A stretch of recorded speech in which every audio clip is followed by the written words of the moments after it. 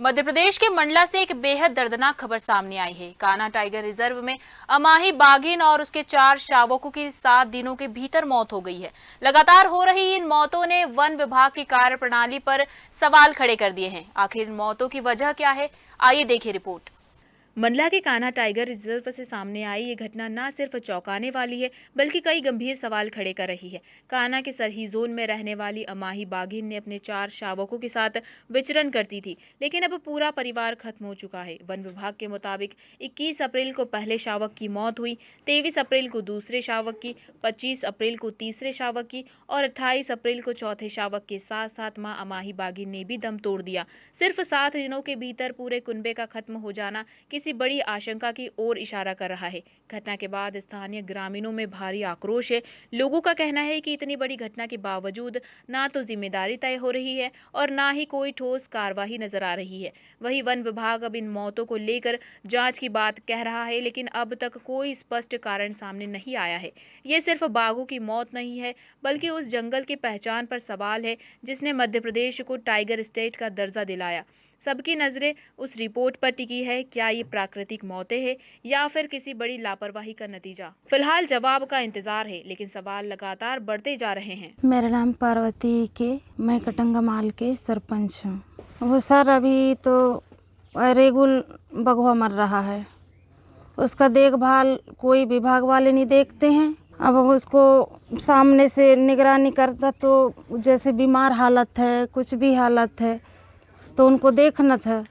वो पता नहीं कैसे काग ख़त्म हो रहा है। इसके लिए मैं बोलना चाहती हूँ कि विशेष वो फॉरेस्ट वाले ध्यान दें। और हमारा सरी गेट है, उसमें बहुत सारे करोड़ों रुपया के जो लाज बना है।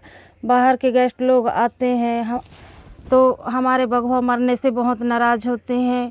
कितना मेहनत से हमारा नाम रोशन हमारा गांव के हुए थे। उसके बाद मैं भी बगवा मरने से बहुत नाराज़ हो गया है। हमारे यहाँ के लड़का लोग हैं, महिला हैं, उनको हमारे शहरी रेंज में जब गेट नहीं खुला था तब भी ऐसी घटना नहीं हुई थी। लेकिन ये शेर मरवाने की बहुत उच्च स्तरीय जांच होना चाहिए।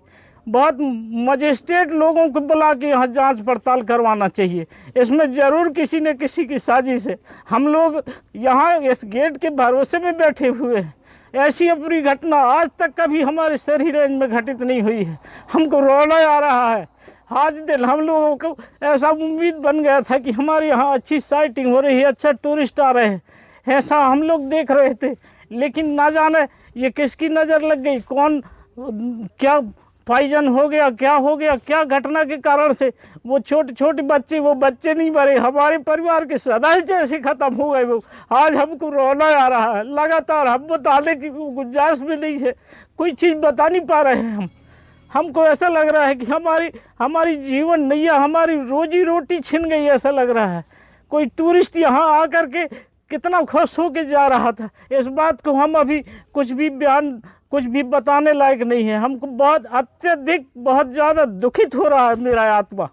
ये जानवरों को जिसने भी मरवाया हो उसको सख्त से सख्त सज़ा मिलना चाहिए, मेरा ऐसा कहना है। और मैं मध्य प्रदेश शासन से बचा के कैसे करना है, कैसे उनको बचाना है।